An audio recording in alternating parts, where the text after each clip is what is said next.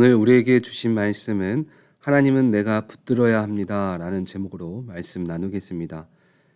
제가 중학생 시절에 신앙생활을 같이 하던 친구가 있었습니다. 그 친구는 가족 중에 교회를 다니는 사람이 한 명도 없었습니다. 그리고 그 친구의 할머니는 무속신앙을 가진 집안이었습니다. 그래서 교회를 다니는 것을 탐탁치 않게 생각하셨습니다. 그 친구는 집이 이사를 하거나 중요한 일이 있으면 할머니께서 부족을 써와서 교회를 다니는 그 친구에게 부족들을 집 앞 곳곳에 붙이게 했습니다. 그렇게 처음 신앙생활을 어렵게 시작했습니다. 그 친구가 모태신앙인 저에게 하는 말이 너는 부모님이 장로님, 권사님이고 마음껏 신앙생활을 해도 되고 기도도 할 수 있고 봉사를 해서 집에 늦게 들어가도 혼나지 않는 게 너무 부럽다는 겁니다. 그런데 반대로 저는 그 친구가 너무나 부러웠습니다. 왜냐하면 그 친구는 하나님을 향한 갈급함이 있었습니다. 기도를 해도 눈물을 흘리면서 기도하고 하나님과 친밀함이 너무나 부러웠습니다. 저희 아내도 저와 결혼할 때 가장 부러워했던 것 중에 하나가 기도하는 부모님이 계시다는 것이었습니다. 혼자 신앙생활을 해야 했기에 모든 것들을 힘들게 쌓아야 했습니다. 그런데 문제는 그런 환경에서 자랐기 때문에 마음의 열정이나 갈급함이 없었습니다. 주님을 믿긴 하지만 정확하게 내가 주님을 구주로 삶 가운데 인정하는 것이 없었습니다.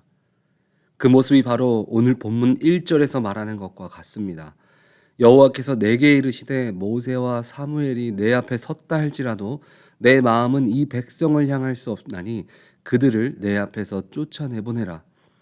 너희들의 부족함을 위해서 성경의 영적인 리더자인 모세와 사무엘이 나에게 와서 너희를 용서하게 해달라고 해도 죄를 사해 줄 수 없다는 것입니다.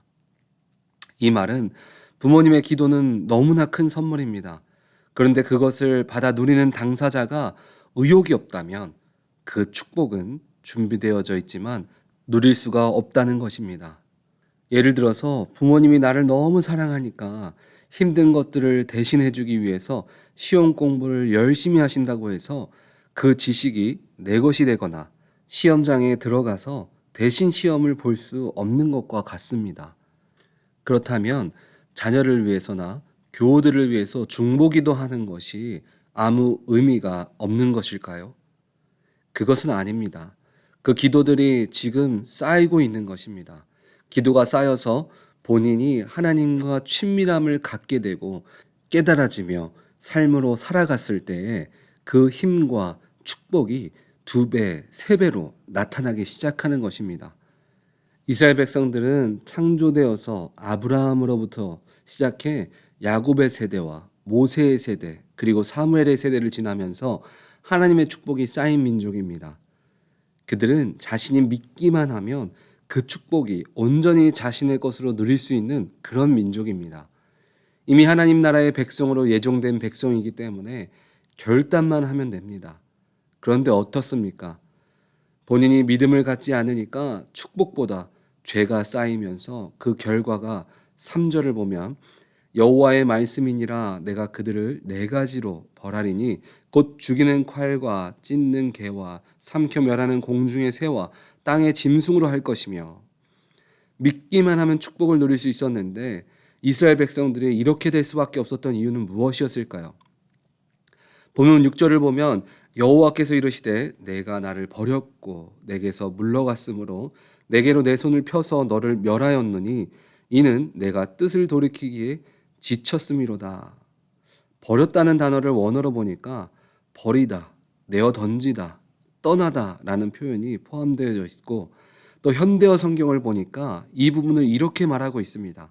내 말을 전혀 들으려 하지도 않고 내게는 항상 등을 돌려대었다. 하나님과 멀어졌다는 것입니다. 하나님과 가까이 하는 삶이 아니라 믿음은 준비되어져 있는데 그 믿음과 가까이 하는 삶을 살아가지 못하고 있다는 것입니다.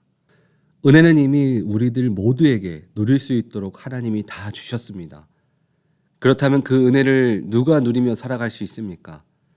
바로 믿음을 붙잡는 자가 그 은혜를 누릴 수 있는 것입니다. 믿음을 붙잡는 삶이라는 것은 요한복음 15장 9절 10절을 보면 아버지께서 나를 사랑하신 것 같이 나도 너희를 사랑하였으니 나의 사랑 안에 거하라.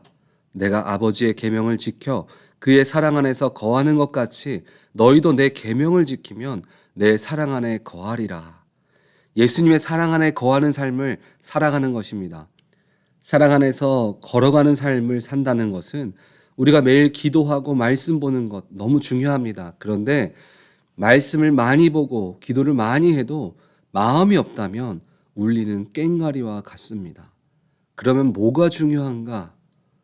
작은 말씀이라 할지라도 주님 안에서 믿는 자로 어떻게 생각하고 어떻게 말해야 하고 사람을 어떻게 대해야 하고 나아가야 하는지 고민하는 삶을 말씀대로 실제로 살아가는 것입니다.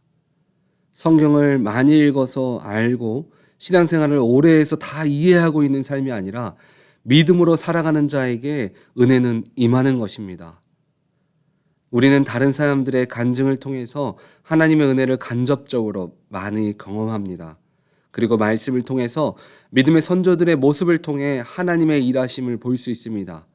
그 은혜들이 다른 사람의 이야기가 아니라 오늘 본문 6절에 이스라엘 백성들은 주님을 향한 손을 놓고 등을 돌렸지만 우리 오렌지 한인교회 성도님들은 우리의 눈과 마음이 주님을 향하며 주님을 붙들며 어떻게든 나에게 주신 그 한 말씀이라도 붙들고 살아가려고 할 때 주님께서 우리를 위해 준비해 주신 모든 은혜와 축복을 내 곳으로 취해 나아가시기를 주님의 이름으로 축원드립니다. 아멘.